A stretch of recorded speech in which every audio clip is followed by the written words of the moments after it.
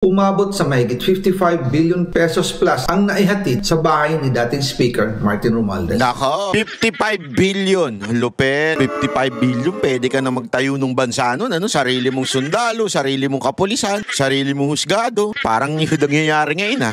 Madalas hindi nabubuo ang hinihinging 2 billion pesos bawat buwan ni Speaker. Kaya yan ang final total. Ang sinabi mismo ni Speaker... Hindi daw nabubuo yung 2 billion. Kasi baka mamaya ikukumpute na naman yan ni Auntie Claire. Sasabihin niya, sinabi ng 2 billion mula 2022 hanggang 2025. Bakit sinabi niyan 55 lang?